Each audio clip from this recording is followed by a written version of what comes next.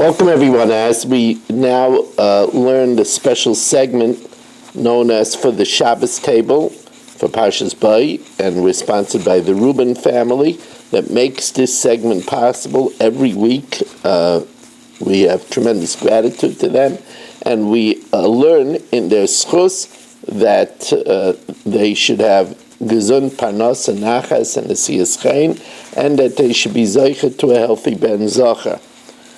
So the Rebbeinu Shalom tells Moshe Rabbeinu, Daber no ba'oznei ha'am, v'yishalu ish me'es re'eyu.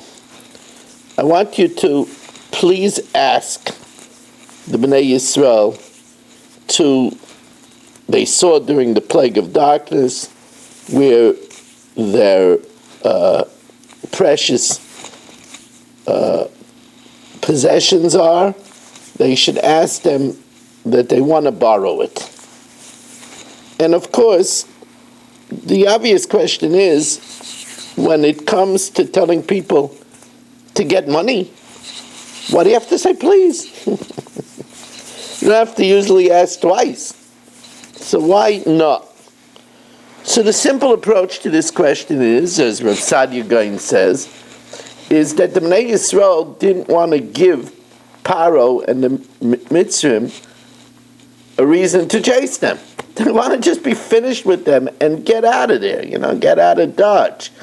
Here, they said they're going to bring it back in 3 days, and they're only, borrowing it. So then it's going to give a reason for Paro to say, hey, they took all our money, let's go get them. We got to get our money back. So they didn't want to give Paro a reason to chase them. Of course, the reason why the Rebbeinu Shalom wanted is to flesh Paro out so that the 9 million Egyptians should die in their watery grave, Mida Keneged Mida, in the Yam Suf. That's the simple approach. It could also be that, remember, one of the qualities of a Jew is that a Jew hates to tell a lie.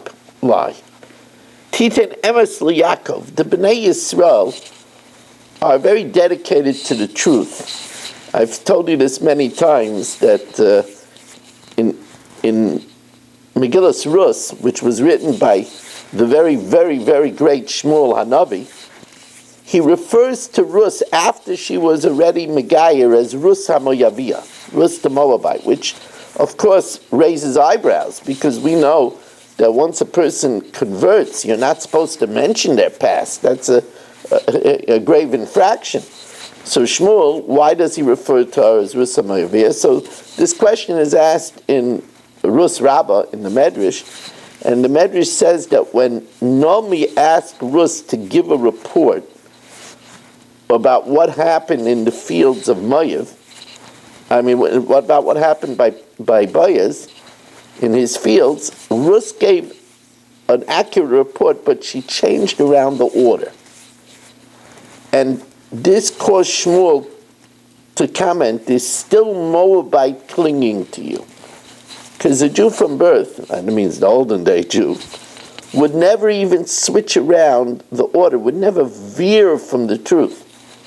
Even the Amma Oretz of old, who you couldn't trust, and we made the din of Demai, that if you buy from an Amma Oretz produce, you have to again take certain tithes.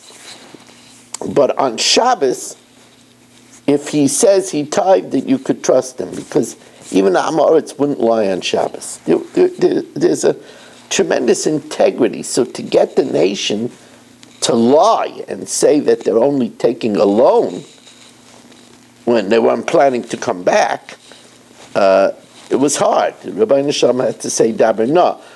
Of course, the question is, why would the Rebbeinu Shalom ask that? The Rebbeinu Shalom wants us to be dedicated to the truth, right? We know that Chaisama Yishal HaKadosh Baruch Hu Emes. That's why, we always say that in the first 3 words of the Torah, Bereshis Bara Elokim is Seif Tevis Emes, right? Bereshis is Saf, Bara is Aleph, and Elokim is Mem. So that spells right? Bereshis ends with a Saf, Bara ends with an Aleph, and Elikim ends with a Mem. That spells emes. And by the way, if you take away the word Bereshis, the next words Bara, Elikim, emes is in a row. Bara is Aleph, Elikim is Mem, and S is Saf. That's emes. Why is it at the end? Why not in the beginning? Because the seal of Hashem is emes. That's what do we mean? It means the signature. You could tell it's somebody's letter by his signature. You could tell if something is godly, if it's the truth. So why would the Rebbeinu Shalom ask the nation in its infancy to nationally lie? So there's a famous Orach Chaim HaKadosh. The Orach Chaim HaKadosh says that it was Mida Keneged Mida, because it was Mida Keneged Mida, because Paro fooled the nation of Israel, and Paro, as we know, Paro did perech, which we say is perach. He started with a soft tongue. Come, rebuild Egypt. Come, you got to be patriotic. And he came down also with a brick around his neck. And then after we did 600 bricks, he said, I see what you could do now. You're going to have to do that forced labor every day. So since Paro duped us, therefore Mida Keneged Mida, he was duped. That's an Orach Chaim HaKadosh. But it's interesting that Rav Zalman Sorotzkin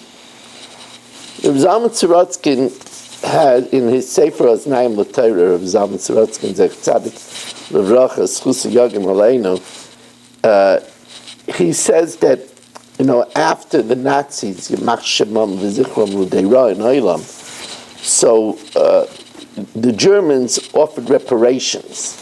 And my father got a check from Germany. He was in Auschwitz. His parents were gassed.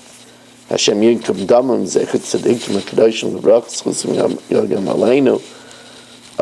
He got reparations. He got a check in German marks his whole life. And my mother still gets. She should live to see the Mashiach. There were those that didn't want to take it. They said it was blood money.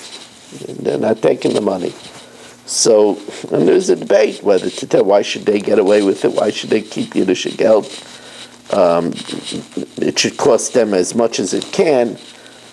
So Reb Zalman Sorotzkin says there were people that felt they drowned our babies, they put them in the walls of Pitam and Ramses. We don't want to take money from them. And therefore, the Rebbeinu Shalom had to say, no, you need to do it. Daber, no, please ask them to do it. I understand the feelings, but please ask them to do it. Now, if you remember back in Bereshis, Rashi said that really, if Torah is just instruction, it could have started from this week's parsha, the first formal mitzvah, Havachodesh hazeh lochem rosh chadashim. This month, Nisan, should be the first of the months. Rishon hu lochem l'chodshei hashana. And Reb Blumenkrantz, Zech Tzadik L'Vracha Schus Yagim Aleinu, used to say in his Pesach Sefer, which we all enjoy. Now the family took it over. It's a rabbis really help. But he always would put in that when writing a check, you shouldn't write 1/17/24, because then you're not counting from Nisan. You're counting from January. And the Torah says a mitzvah that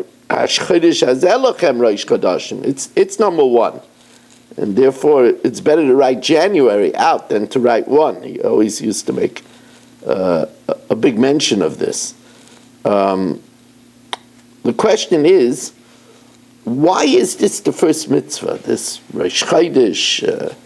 I understand that we need, Nisan to have Pesach, but why the first mitzvah about the is about Rosh Chodesh?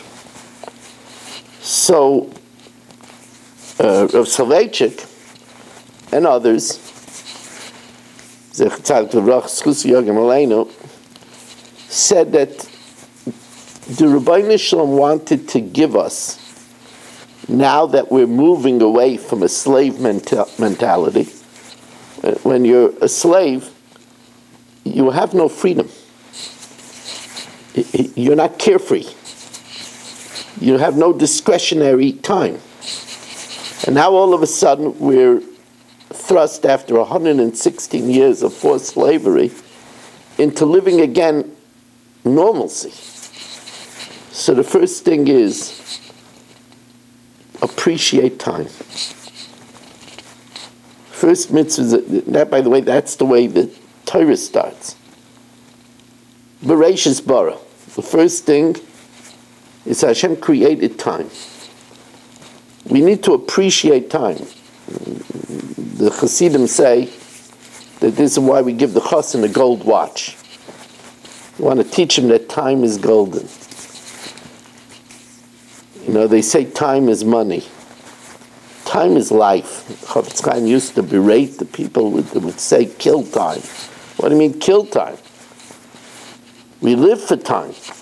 Time is precious. Time is Torah.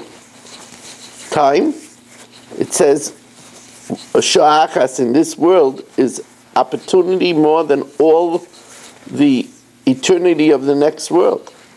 Because in this world we have free choice, and we could make greater the next world.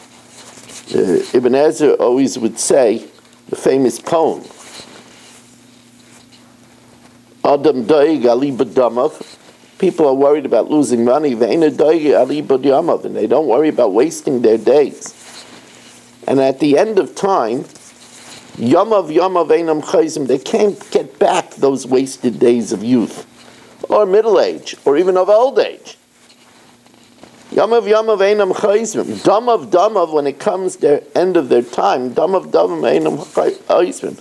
The money doesn't help them, unless it's money to tzedakah.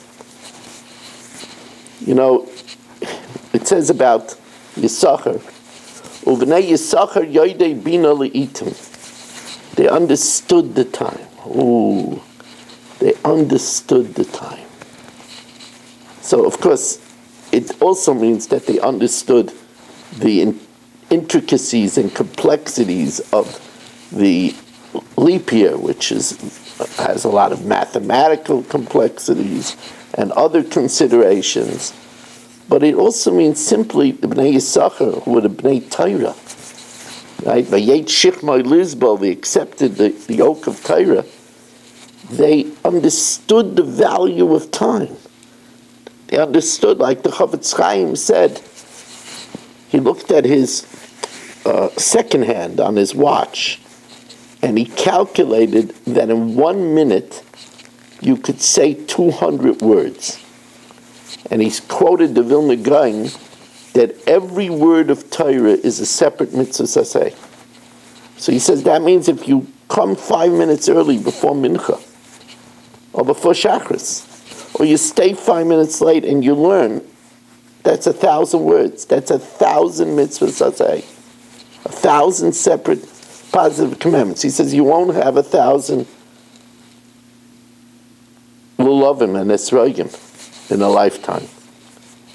You won't have 1,000 afikaimins. But in 5 minutes you get 1,000 separate mitzvahs. That's the value of time. The preciousness of time. The goldenness of time. That's why we start with a mitzvah of time. A Jew appreciates time. The festival of Torah, Shavuos, is Shabbos Eis. In it is the meaning of time. Or like it says, Limnois Yameinu Kain Hoda.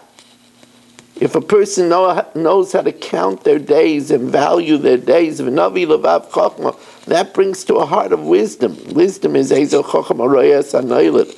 A person that values time, they have an eye to the future.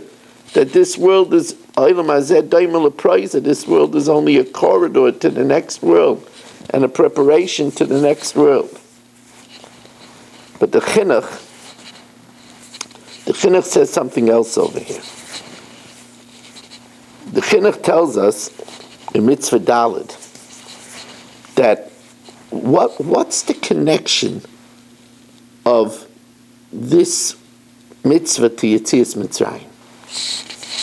So the Chinuch says that Rosh Chodesh is that the moon disappeared from view. And then it gets reborn on Rosh Chodesh. He said, in Egypt, we sunk till we almost disappeared. We sunk to such a low level that we were at the 49th degree of Tumah that Hashem had to take us out by Chatzais exactly at midnight. If we would have stayed another second, we wouldn't have been worthy to be redeemed. There would have been curtains. So we couldn't have sunk lower. We didn't even circumcise ourselves. We were enmeshed in idolatry that the angels didn't even recognize the difference between us and the Egyptians. They said by the Yam Suf, they didn't even recognize us. And that was the 1/5 that was spared from the plague of darkness. So we were really in the pits. And yet from that came the great nation of Klal Yisrael. And 49 days later we were able to see Hashem at Har Sinai. The Chinuch says that's the lesson of Rosh Chodesh. Every month. And in the beautiful words, the eloquent words of the Chinuch, I'm going to quote it. The Chinuch uses these words. He says that, I mean, it's so eloquent. He says, "She'ein loy le'adam le'isyayish." A person shouldn't give up hope and despair. B'shum matzav b'chayim. We shouldn't be tested, but in any situation in life. Yish, there's a sugya in Shas, Yish shaloi midas. The Balei Musa say, Yish, if you despair shaloi midas, you're not using your head. Yish only comes from the Eitzar, because if you give up, then the Eitzar won. The lesson of Rosh Chodesh every month is as black as it is. It's going to be reborn. There'll be a rebirth. And it gives us chizuk. The Spinker Rebbe, the Chakal Yitzchak, Zechatzad v'Kodesh V'Racha Schusa Yagan Aleinu, said that this is why it's amazing. We don't have many things that we have to do every 12 hours. But we say it in the Haggadah, we all know it. Ad shedarsha ben Zayma, L'man tiskar es yom tzeitzcha me'eretz Mitzrayim kol yemei chayecha. Yemei chayecha hayomim are the days, kol yemei chayecha l'rabbis halaylos, to include the nights. That means that every 12 hours we have to remember Mitzrayim. What's so important that we have to remember Mitzrayim every 12 hours? Hanukkah was a great miracle. We were almost wiped out spiritually. We remember on Hanukkah. Purim, we were almost annihilated. We remember it on Purim. But Mitzrayim, every 12 hours. I mean, it makes no difference if it's a weekday, if it's Shabbos. How many things do we have to do every 12 hours? We're talking about 365. I mean, it's every 12 hours. So the Spinker Rebbe says, you know why? Because you have to remember twice a day this message of hope. That a Yid could sink all the way to the bottom, and in a short time later she could mamish turn themselves around and be right to be makabel the Pnei Hashchina. And Yid need that message of hope twice daily. We have to share that with our children. It's a message of hope. And it was at midnight. Hashem, he could call Bechar Be'eretz Mitzrayim. And Hashem smote all the firstborns in Egypt. So Reb Shlomo Zalman Auerbach, the great Posek Hadar, Zechatzad Kodesh V'Racha Schusa Yagan Aleinu, says it's interesting. There's a contradiction in our daven. In Mariv, we say, what the way we chronologically assume it. Everybody knows Makkah's Bechoros happened at midnight, right? That was what Rabbi Shalom told Moshe, Bachatzais, at midnight. So that's what we say in Marv. That Hashem smote in his wrath all the firstborns of Egypt. And then afterwards, the next morning it took us out of Egypt. So that's the chronological order that we understand. But then Rabbi Shlomo Zalman says, look what we say in the morning. Redeemed us from Mitzrayim. You took us out from the house of bondage. And then kol b'chayreim harakta. And then you killed the firstborn. So, but didn't that happen first? Didn't we say that in Ma'ariv? So Reb Shlomo Zalman explains, and he actually brings it from the psicha. It have to be a bucky and everything like Reb Shlomo Zalman. He brings it from the psicha to one of the Mesechtas Ketanis, is Mesechtas Smachos. So he brings from the Mesechtas Smachos that at midnight Hashem smote the Egyptians a killing blow, but they didn't die until the morning. And the Jews, when they left, they actually saw them expire. And he says that's pshat, why it says in the pasuk, "Vayehi b'chatzi halayla v'Hashem hika kol b'char meretz Mitzrayim." He only hit them.